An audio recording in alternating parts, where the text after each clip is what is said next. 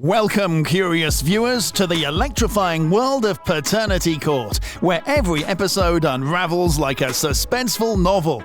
Brace yourself for riveting stories of love, doubt, and family mysteries.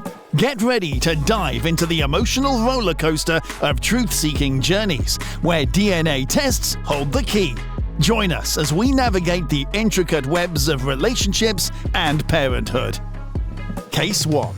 So, ladies and gentlemen, it's time for our first nail-biting episode of Paternity Court, where the drama unfolds like a Shakespearean tragedy.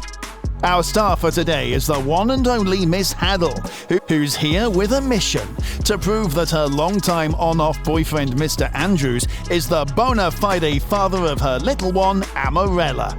You want a real roller coaster ride, not for the faint of heart. For almost 8 years, they've been a couple, but here's the kicker. A mere 9 months into their relationship, Mr. Andrews managed to become a father again with another woman. Quite the multitasker, isn't he? 9 months into our relationship, pregnated another female. But Miss Hadle decided to add her own twist to this love saga. She took off to Kansas, likely thinking she could outrun the drama. But hey, love's a funny thing. She and Mr. Andrews decided to give it another shot and, drumroll, decided to have a baby. But here's where the plot thickens. Mr. Andrews is convinced that Miss Hadle was, let's say, taking liberties in their relationship by mingling with other gentlemen during the pregnancy. Scandalous, right? So she gets a private call, right? Then she leaves the house. Right. Miss Hadle, with the finesse of a seasoned soap opera heroine, admits her cheating but has a solid explanation. You see, she claims that she embarked on these extracurricular activities because Mr. Andrews had been, well, the same old Mr. Andrews for years, and he also had kids. Andrews plays his ace. Proof of other guys sending Miss Hadle some seriously steamy texts and even uncovering the smoking gun, a not-so-fresh-looking condom in her car. But our leading lady, Miss Hadle, sticks to her story like a true soap opera pro, and she's dead set on the idea that Amarella is Mr. Andrews' flesh and blood. For what I did, Text message and turn the text message straight you got around. text messages too. Okay, but The judge, our guiding light through this soap-worthy spectacle, can't take any more of their emotional theatrics. She's heard enough, and it's time for the grand reveal. Drum roll, please. The judge confirms that Amarella is indeed Mr. Andrews' daughter. It's the ultimate plot twist in this drama-filled episode. You are the father. So you've got to hand it to them. This family knows how to put on a show. And remember, folks, real life is stranger than fiction, especially in the world of Paternity Court. Sit tight, the next episode promises even more jaw-dropping surprises. Case 2. Be prepared to gather around for the second juicy case of Paternity Court that's better than a binge-worthy drama series. We've got Miss Mason, who's here to solve the ultimate puzzle. Is little Avery really her man's flesh and blood? Today, you are hoping the DNA test will restore your relationship. Mr. Mason waltzes into the courtroom with doubts bigger than an elephant, claiming Miss Malone's loyalty did the Houdini act on him. He says she started pulling a disappearing act to meet other men after they moved in together. Sneaky, sneaky. What kind of sneaking?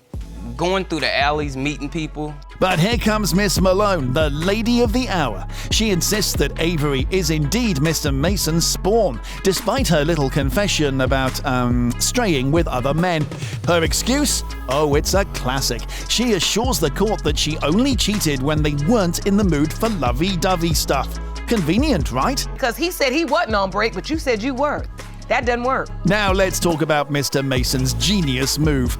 In his quest for the truth, he turned into an amateur detective.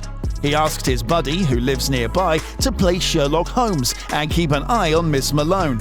Surprise, surprise, he found out she had a rotating guest list of guys visiting her at home. Who needs privacy, right? Did he give descriptions of all of them? No, Your Honor, Yes, it was Your not. Honor. Miss Malone, in a moment of startling honesty, drops the bombshell that she and Mr. Mason jumped into their love nest when they were basically teenagers. She nonchalantly admits consistency wasn't her strong suit back then. And just to make things extra cozy, the couple isn't exactly getting intimate. Miss Malone tries to present her case with some Facebook photos, claiming Mr. Mason couldn't spot the difference between their two kids, Avery and Kaysen. But Mr. Mason, being as sharp as a bowling ball, denies the evidence, refusing to accept that he's Avery's daddy. He couldn't tell them apart, is why I think he's the father of Avery. And now for a grand entrance, the judge summons Miss Malone's mother into the courtroom, who delivers the ultimate plot twist. Avery isn't Mr. Mason's because she was conceived during one of those infamous breaks. But here's the catch. Miss Malone confessed to a tryst with Mr. Mason in the very same window of conception. Oops. She loves the man, so of course she wants all her children to be by the same person. As if the drama wasn't thick enough, Miss Malone is 6 months pregnant with another little tyke.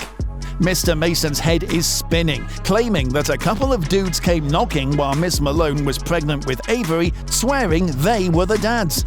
But Miss Malone quickly adds a twist of her own. She used protection with these guys, so they're not in the running. Only the lucky ones from her past indiscretion made the cut. But And yet cheated on him with me. And now, the moment you've all been waiting for, the big reveal. Drum roll, please. First up, the DNA results for Avery. Surprise, surprise, Avery isn't Mr. Mason's biological offspring. But hold on to your seat, folks. The second result for the unborn child declares it as Mr. Mason's little tyke. It's a drama-filled whirlwind, and the judge plays referee, telling them to sort out their mess for the sake of their kids. You are the father. Mr. Mason pledges to be there for Avery, even if the other guy is a no-show. It's a paternity court cliffhanger that will leave you craving more. Your thoughts and opinions matter to us. We're all ears, so feel free to share your take on this whirlwind of an episode in the comments below. But here's the real scoop. If you don't want to miss out on more jaw-dropping revelations, juicy drama, and DNA discoveries, you know what to do. Just hit that subscribe button and ring that notification bell. Stay tuned for more sensational moments right here on Paternity Court. Case 3. Buckle up, folks, because we're diving into the third riveting episode of Paternity Court with Miss Short, our flamboyant leading lady, stealing the limelight. It's a whirlwind of emotions as her ex, Mr. Johnson, reluctantly takes center stage in this suspenseful tale. We argued about it, then he would go, he would leave, and then eventually he'll come right back.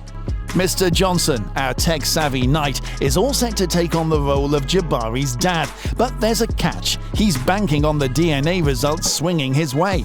Now brace yourselves for Miss Short's pièce de résistance. She unveils the mystery daddy card, delivering a plot twist worthy of the grandest soap operas.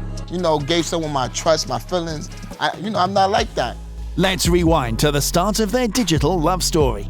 Miss Short and Mr. Johnson's texting adventure sizzles before they take the plunge into the tempestuous sea of passion. It's an epic tale, all right. So you told the other guy first, Yes. I'm pregnant and this is your baby. But wait, there's a curveball in the form of Mr. Johnson's romantic escapades. He becomes the star of the Oops, I've Fallen for Someone Else reality show on social media.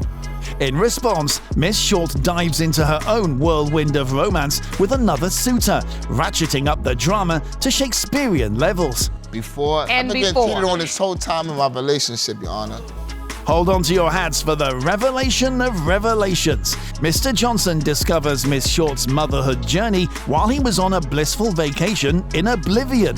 This revelation prompts Miss Short's friends to drop hints about a rival in the race for the title of Jabari's dad. Mr. Johnson masterfully transforms into the king of aloofness, turning up the drama to expert level. You know these kids are yours. You know it. But the truth is, he doesn't know it. Now we move on to the grand baby shower showdown, the stage for baby mama drama. Miss Short claims it was Mr. Johnson's mother pulling the strings, while Mr. Johnson points fingers at Miss Short's mother as the puppeteer of their misadventures. Family dynamics are laid bare, and it's a spectacle for the ages. I want my kids to have a father. I didn't have a dad like that. I didn't. Enter our intrepid judge, armed with a lecture that's part reality check, part stand-up comedy. attempting to steer these drama royalty back to the land of sensibility. Kudos to her for handling these teenage-like antics with grace. So what's your relationship with Michael and Malachi? Do you have a relationship with them? But now the moment we've all been waiting for has arrived. Drum roll, please. With bated breath, we witness the grand DNA revelation, declaring Mr. Johnson as the rightful ruler of Jabari's biological kingdom. Families come together, tensions subside, a tentative truce is declared in the ever-complicated world of co-parenting. It's a climax that could make any soap opera green with envy. All I'm saying, for the sake of them two. I'm gonna do what I gotta do.